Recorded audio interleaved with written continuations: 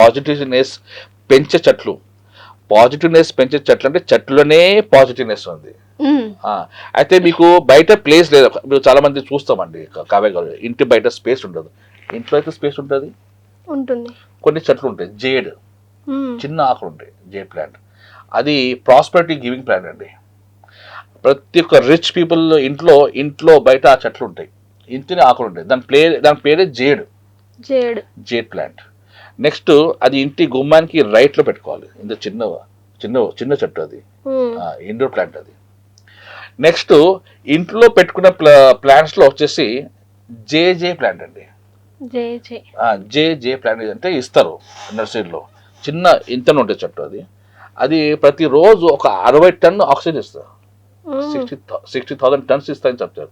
So ఆ చెట్లు ఇద్దరు మనిషికి ఒక చెట్టు చాలండి. అంటే ఒక హాల్లో ఒక చెట్టు, స్టడీ రూమ్లో బెడ్రూమ్లో ఒక చెట్టు, కిచెన్లో ఒక చెట్టు, 3-4 చెట్టు పెట్టుకుంటే మొత్తం ఫ్యామిలీకి కావాల్సిన ఆక్సిజన్ ఇస్తుంది ఆ చెట్టు.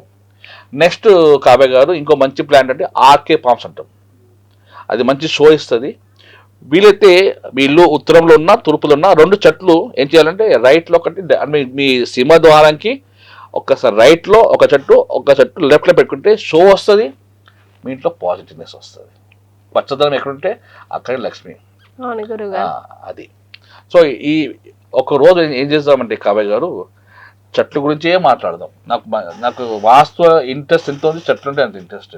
చాలా మందికి నేను ఫస్ట్ వాస్తు పూజ చేసే ముందు చెట్లు తెప్పిస్తాను, ఒక 11 చెట్లు. అంటే నేను ఈ వాస్తుతో పాటు ప్రకృతి మాతని సేవించాలని నా ఒక కోరిక.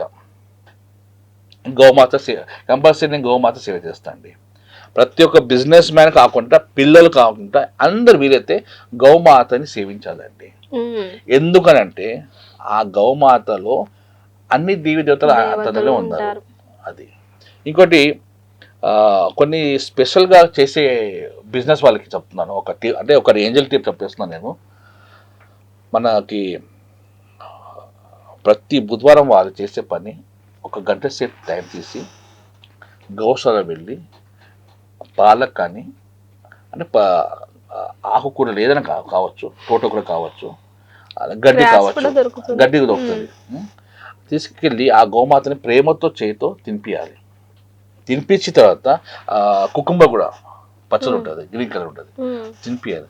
తినిపించి ఆమె సేవ చేయాలి. ఆమె శరీరం మీద చేయి కాసేపు అలా కేరింగ్ చేసుకోవాలి.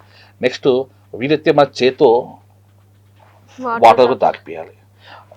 ఆ గోమాత ఆమె టంగ్తో ఈ చేయిని మనకి టచ్ చేస్తే మన భాగ్య రేఖలు మారిపోతాయి.